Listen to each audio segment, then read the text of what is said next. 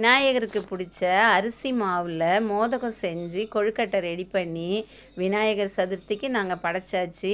இத்தனை நாள் விநாயகர் எங்கள் கூடயே தான் இருந்தார். இன்றைக்கி சண்டே, இன்றைக்கி தான் எடுத்துகிட்டு போய் கரைச்சிட்டு வந்தோம் விநாயகரை. இந்த மாவு கேழ்வரகு இடியாப்ப மாவு. இந்த கேழ்வரகில் நாங்கள் முளைக்கட்டி வச்சு அரைச்சி அவிச்சு கொட்டி ஜலிச்சு எடுத்து வச்சுருக்க மாவு இது.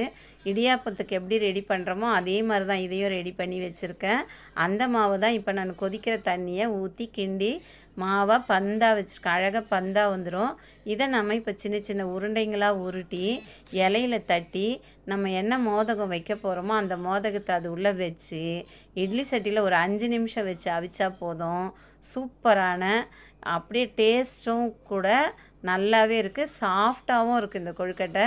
நீங்களும் ட்ரை பண்ணி பாருங்கள், எப்படி இருந்ததுன்னு எனக்கு கமெண்டில் சொல்லுங்கள். இந்த மாதிரி முளைக்கட்டி இடியாப்ப மாவு நாங்கள் கேழ்வரகு மாவில் ரெடி பண்ணி வச்சுருக்கோம்.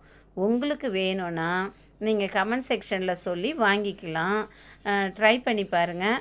இவ்வளோ ஹெல்த்தியான ஒரு டிஷ்ஷை எல்லாருக்குமே நீங்கள் ஷேர் பண்ணிவிடுங்க, லைக் பண்ணுங்கள், சப்ஸ்கிரைப் பண்ணுங்கள். எல்லாருமே சத்தான ஆரோக்கியமான இந்த கொழுக்கட்டையை செஞ்சு சாப்பிடுங்க. அக்கறையோட அன்பையும் கலந்து சமைங்க. ஆரோக்கியமாக இருங்க.